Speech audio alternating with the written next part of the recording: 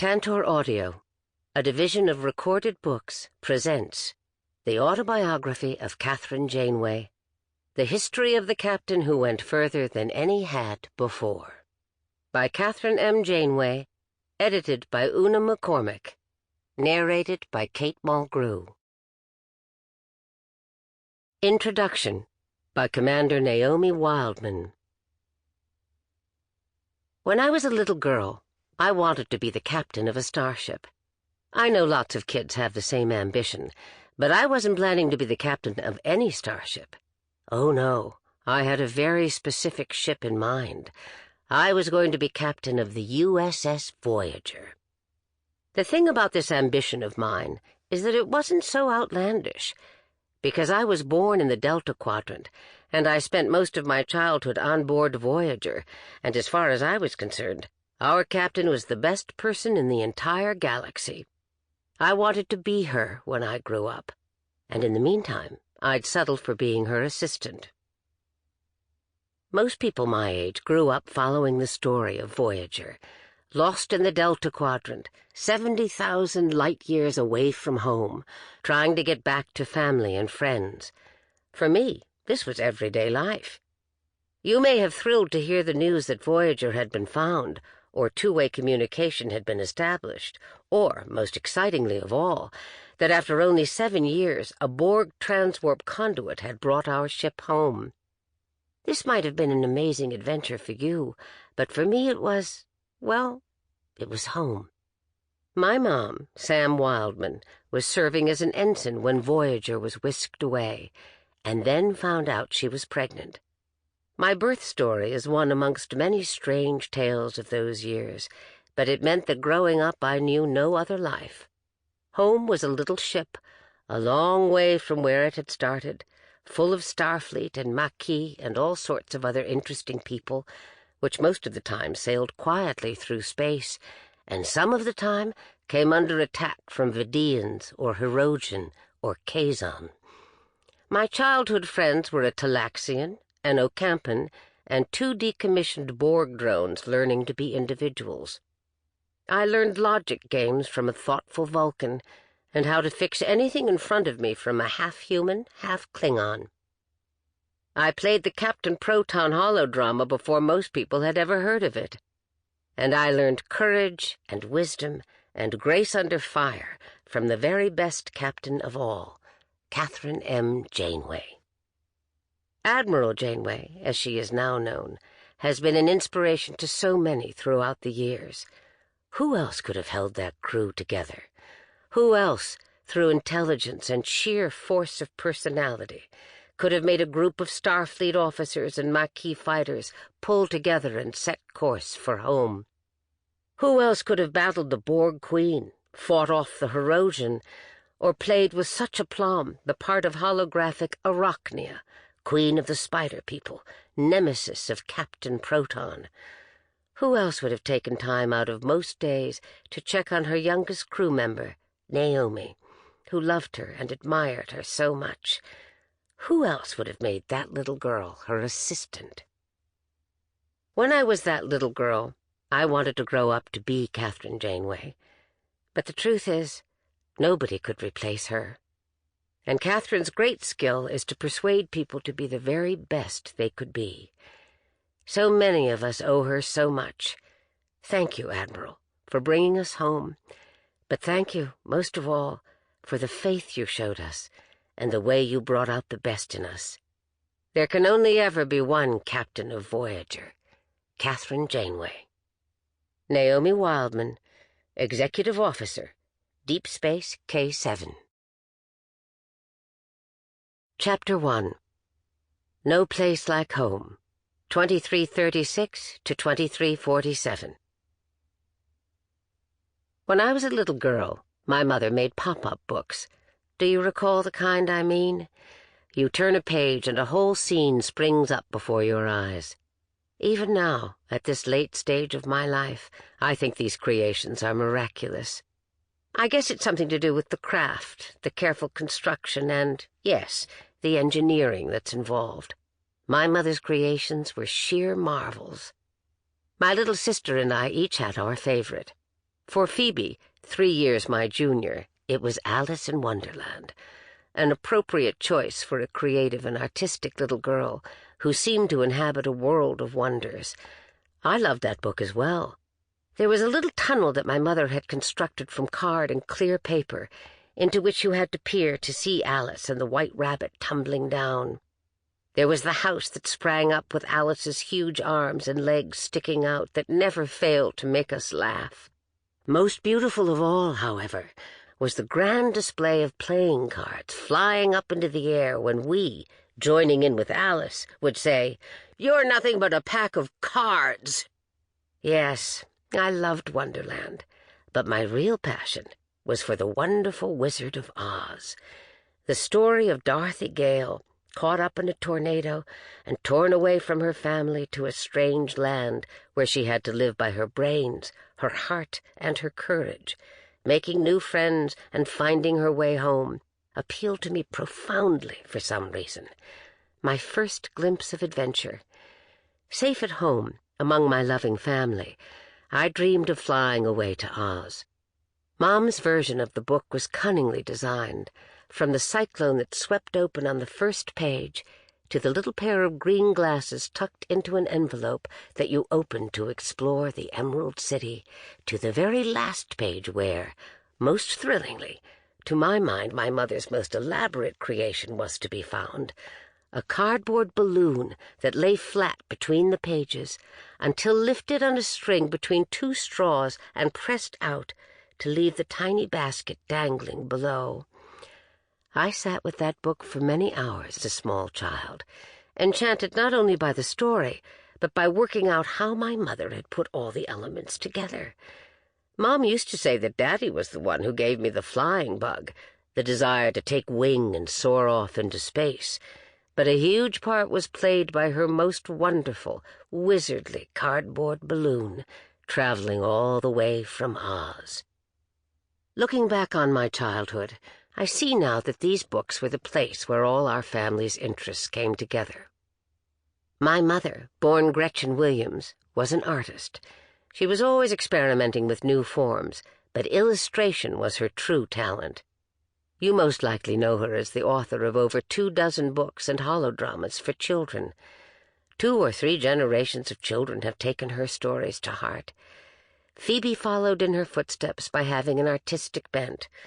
I have a hollow picture of them standing next to each other, Mom with a brush in her hand and a dollop of paint on her nose, Phoebe beside her, exactly the same. I was no artist. My houses leaned sideways. My cute furry creatures looked savage. My human being something from a horror hollow. I can, however, hand-draw very clear schematics. I was the scientist, the engineer, the practical one, the one who worked in numbers. I was the one who stared at the stars and mapped them, who wanted machines, who wanted to fly. In this I followed my father Edward, Ted to friends, Teddy to my mother, who was an enthusiastic amateur pilot and astronomer.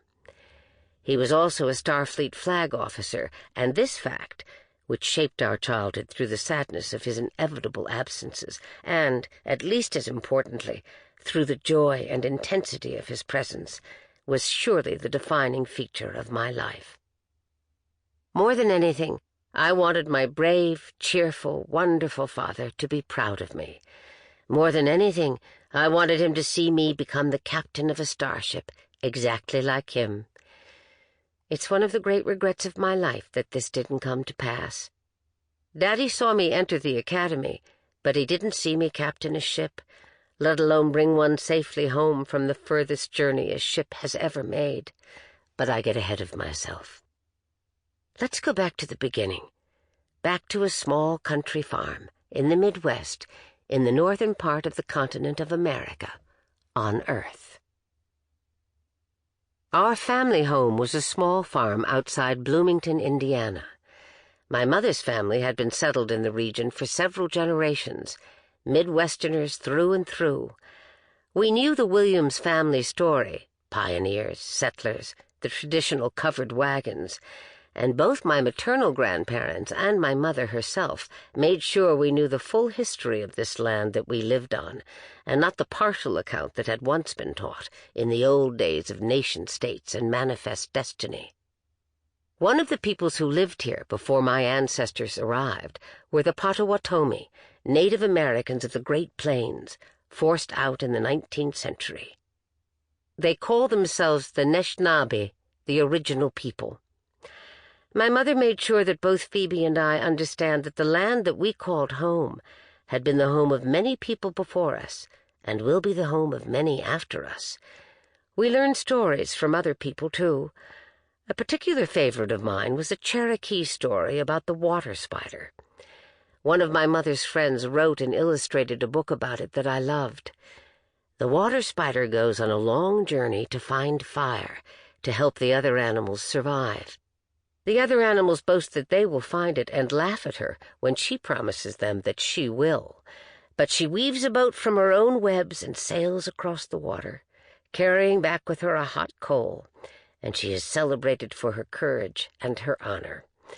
I often thought of the water spider on my journey home. My maternal grandparents, Hector and Ellen Williams, lived on their own farm on land adjacent to ours, and Phoebe and I were often there. One of my earliest memories is of an old oak tree that stood on my grandparents' farm. I learned to climb on that old tree, and Grandpa built a swing for me on its boughs. It was a favorite playmate. One very hot summer afternoon, when the grown-ups were sitting sweltering in the shade, my demands for a playmate were rebuffed. After a tantrum, I took my grievances off to the swing, which I punished for a good hour or so. It's testament to Grandpa's skill as a carpenter that I didn't bring the whole thing down on my own head. When I got tired of that, I climbed up the tree and sulked for a while. Eventually, still cross but now tired and hot, I repented and went back indoors, where Grandma cheered everyone's spirits with slushes. An hour later, the inevitable storm started, and I watched from the window as the rains hammered down. The thunder started, then the light show, and I counted between lightning and rumble to see how close the storm was coming. And then, I can still see this in my mind's eye, a strike of lightning hit the oak tree, splitting it right down the middle. The scream I let out brought the whole household running. Grandpa was there first, but he couldn't get any sense out of me. When I pointed out to the tree, however, he understood. He put his big arm around my shoulder and pulled me into a hug. Scary, huh, Katie? 1 minute a tree's there, tall and strong, and the next it's gone. Yes, he understood. Lightning strikes so suddenly, so unexpectedly. An old tree that had been supporting you that afternoon could be gone by evening. Looking back now, I see that this was my first sense that misfortune can hit even the safest of places, that we cannot prepare ourselves for every eventuality that life throws at us. I can see, too, that it was my first brush with mortality, the realization that even old, strong things might suddenly be felled in their prime. That night the house rattled in the storm, but the next morning was sunny and bright. Grandpa and I went out together and had a good look at our poor old stricken tree. I shed a tear or two, until Grandpa distracted me by saying we were here to find a present for my mother. And we did find a present, a good big piece of burned wood, and brought it back home for her, like proud hunters. A fine piece of charcoal for Mommy to draw me pictures with. My father's family, the Janeways, whose roots ultimately went back to the west of Ireland, were considerably more peripatetic than the Williams clan, but Portage Creek, Indiana, was their base from at least the early years of the 20th century. My paternal grandparents came back to Bloomington when my paternal grandmother, Kathryn Janeway, took up a professorship at the university. She was an aeronautics engineer, a materials scientist specializing in alloys for use in deep space, one of a long tradition of women in our family to devote themselves to exploring the stars, a tradition which it has been my honor to continue. My paternal grandfather, Cody Janeway, was Starfleet, reaching the rank of commander and serving as chief science officer on various vessels. Family legend has it that he once turned down the chance to serve with a certain Captain Kirk, but I have not been able to find any evidence to prove this, and Grandpa, the old rogue, would never tell the story past a nod and a wink. I'd love to find out the truth of things. Family legends do have a tendency to exaggerate. Granddad took up a teaching post at the university when my grandmother took up her chair, and both seemed content to have put down roots at last, allowing their teenage children to attend the same school for several years in succession. Since they lived in the big city of Bloomington, Phoebe and I called our paternal grandparents Granny in Town and Granddad in Town, the Grands in Town for short. They weren't daily presences in the same way as my mother's parents, Grandpa and Grandma, but they were still significant influences in our lives. My mother and father, despite growing up so close to each other, did not meet at high school, nor were they even introduced to each other by mutual friends, and there were several, or so it turned out. No, they met in Geneva, of all places. How did that happen, when my mother did not willingly go further than Bloomington, and even then complained about having to leave her art and the farm behind? Well, shortly before graduating high school, my mother became deeply concerned with humanitarian issues. I think she had seen footage of the refugee crisis on Chakotay. Somehow, a teacher at school persuaded her to attend a youth conference being held at the old United Nations buildings in Geneva, where young people from across the Federation were gathering to learn more about how the Federation and Starfleet could assist in bringing aid to the refugees. My mother was not sure. The event lasted a whole month, but her passion won out over her domesticity, and she duly went along. Even my mother, a true home bird, had to admit that this trip, the longest she ever spent away from home, had been worth it. She brought home a young man, a Starfleet cadet, starry-eyed with love for this quiet and talented girl. They married the year they both turned 22, when my father graduated from Starfleet Academy. Knowing that my father's career meant that he would by necessity be away for long periods of time, but not wanting to delay starting their family, my mother and father decided that they would make their home close to my mother's parents. Mom was well supported when we were small and able to carry on with her own work as an artist and illustrator. Grandpa and Grandma were therefore very strong presences in our lives. Their wedding gift to my parents was the land next to their own farm, and there my parents built their family home and established their own small farm.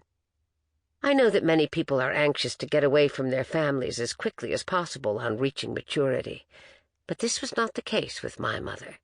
She simply did not have the wanderlust of her husband and elder child. She was happy in the land where she had been born. She had everything she needed there. One of many ways in which we never quite understood each other, but I guess that this is the definition of true love, isn't it? It doesn't try to change. It accepts the other for what she is. Still, children are sensitive creatures. I knew that this gap in her understanding of me existed, and when I thought about that, it made me sad. Don't let me leave you with the wrong impression. Most of all, you should imagine a very happy, very loved little girl who lived, in many ways, an idyllic childhood. The great grief of my early childhood, and Phoebe will forgive me for saying this, I know, was the arrival of the baby. I was 3 years old and had, until then, been the absolute center of attention for all the adults in my immediate vicinity. With Grandpa, I dug in the garden and ate Welsh rarebit. With Grandma, I baked cookies and other treats. As for Mommy and Daddy, they had surely been put on earth to do my bidding. And then? Well, I knew something wasn't right when Mommy started to have naps all the time, just when I was giving up on them, and wasn't as eager to get down on the floor and play with me as usual. Then she started to get bigger and bigger. People said things like, "Are you looking forward to the baby, Katie?" And, "You'll have a playmate when the baby arrives, won't you, Katie?" And, "Do you want a brother or a sister, Katie?" Well, I am here to tell you that I was not sold on the idea of the baby, not one little bit. I was a bright kid, and I think I guessed what the score would be. Everyone would be fussing around the new arrival. Nobody would want to play any longer with Katie. And when the darn thing arrived, well, this was no playmate, was it? A tiny red screeching thing? Geez, what a con! A noisy, troublesome, demanding con. "Here you are, Kathryn," Mommy said, holding the creature in her arms. "Meet your baby sister, little Phoebe." I eyed the new scrap of life suspiciously. "Mommy," I said, "can we swap it for a puppy?" I have never been allowed to forget this, but I did get the puppy. Jess, a border collie of such perfection that even now I get a tear in my eye thinking about her. She came to me at 10 weeks old, a warm little bundle of energy and love, and Grandpa helped me train her. We were devoted to each other. Jess trotted everywhere with me, and she snuck into my room at nights, despite stern warnings from Grandpa that spoiling her would ruin her as a working dog. It never did. In the hollow pictures that we have of that time, we are always together, and I loved her with all my heart. But in some ways I knew that Jess was a consolation prize, and that with Phoebe's arrival I had lost some little part of Mommy. My beautiful and elusive mother, always the first object of my devotion, was now shared. I was not wholly the center of her life any longer, and never could be again. This was my early childhood. We were a very happy, close-knit family, in which 2 little girls basked in the love of their various devoted adults and were encouraged to follow their own paths. Phoebe soon showed the artistic bent that rivaled even my mother's, permanently smudged with paints and modeling clays. My mother, around the time of Phoebe's arrival, started to grow roses, firstly for pleasure, but increasingly she became very competitive. This was most unlike my mother, although, as in all her endeavors, she excelled. There is a rose named after each one of her daughters. I recall one morning, not long after the baby landed, when I was outside helping her, proud in my little blue overalls and my tiny spade, and glad to be spending time with Mommy, when a man walked past the gate and stopped to watch me work. Mom came over to say hello, and he nodded at me and said, "Nice to see a boy helping his mom." A boy? This was intolerable. This was not to be permitted. By all accounts, I gave that man the fiercest of stares, skewered him, as my mother tells it, and delivered the memorable put-down, "Katie not boy, Katie girl." I have never seen a man move so fast, Mom said. She more or less ran him out of town. I loved it when she told this story. I basked in the glow that came to her eye. Mommy was proud of me, and that was everything. Let me describe my mother as she was in these years. A free spirit, but quiet, solitary. Still waters ran very deep in my mother. It was as if some kind of spirit of the natural world had been temporarily caught in a mortal body. By the sea she would surely have been a Selkie. Here on the plains she was a genie of the river, perhaps, or of the lakes, some kind of spirit drawn to live among us ordinary mortals. She was outdoors as much as she could be, in the garden, or else working on the long porch at the back of the house. She had a shed which she used as a studio in bad weather, but rain did not daunt her, and in fact, often she would go out to meet it, walking around the farm and coming home drenched, her eyes shining. She was sweet-natured, funny, often absent in that way that very creative people can be, and endlessly creative with her 2 small children. Need it be said that I adored her? People often ask me what it was like, having a writer of children's books as a mother. Truth be told, both Phoebe and I took it largely for granted. She had so many stories she wanted to share. Phoebe leaned toward fantasy, Wonderland, of course. Later, she loved Meg Murray's journeys through the universe by means of the Tesseract, Binti's career at Umza Uni, Awanita Foster's slipstream adventures along the Shining Way. I tended toward more realistic stories. The Melody children making a new home in the countryside, exploring the land and the people around them. Maquis and her family of the birch-bark house, growing up near Lake Superior. Cassie Logan's struggles under Jim Crow. The stories of Mildred Jones and her friends, rebuilding the post-atomic world in the 2080s. Even my beloved Dorothy Gale was in many ways a practical child, focused on returning to her home at least as much as on the marvels she encountered. There was one case I recall when Mommy did share her stories with us, and that was when she was invited to write for the well-known children's holo program, The Adventures of Flotter. I think it was a new direction for her. She hadn't written for holos before, although many followed afterward, but she was naturally drawn to a river creature. She was keen, too, to try out her ideas. Well, I loved them. Mommy had a flair for story and an eye for detail. What a wonderful world that was. A truly magical space, a first encounter for most children of the possibilities of the holosuite. Part play, part drama, all imagination.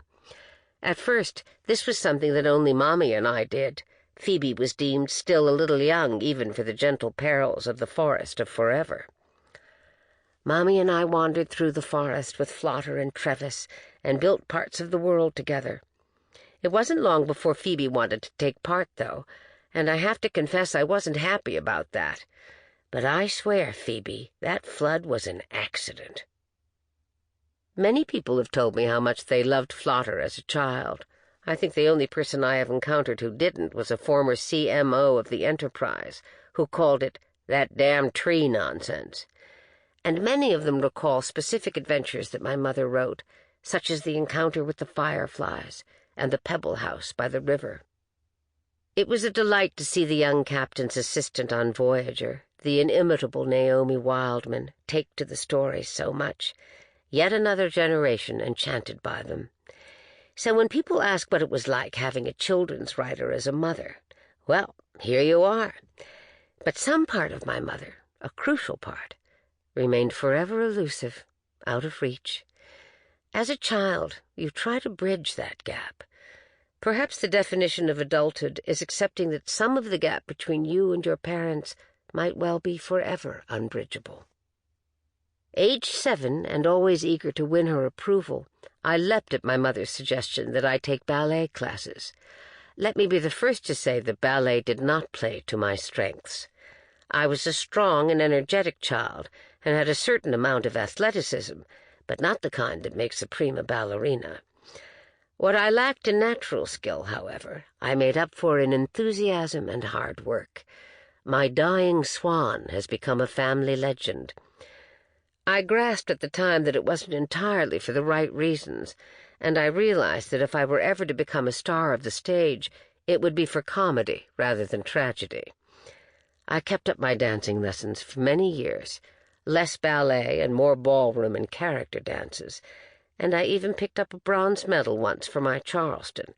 But let's just say that if I ever needed a new career, this wouldn't be the skill set I'd draw on.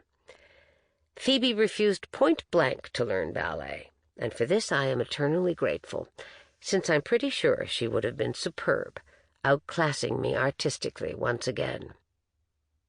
Both Phoebe and I spent a lot of time out in the garden, not least because my mother, who felt such a strong connection to this place, encouraged us in this. I have to confess that I didn't appreciate this much as a kid. I'd rather have been building a model airplane, but Mom wanted it, so Mom got it. One summer, when I was 9 and Phoebe 6, Mom decided that we were old enough to look after our own little plots of land. She told us that if we cultivated them, we could choose where to visit next time Dad was back home. This was a big deal for us, to be given such a responsibility in Mom's beloved garden. I dutifully turned the earth and planted vegetables, many hours of solid, back-breaking labor. Phoebe, clever girl, threw seeds in the air and told Mom she was growing a meadow. Given the hours she spent there, lying on her stomach staring at the flowers that bloomed, and the insects and wildlife that came to her wild garden, and the careful drawings that she made of them, Mom had to admit that she had kept her side of the bargain. We made biryani from the vegetables I'd grown and Grandma's special recipe. Sample complete. Ready to continue?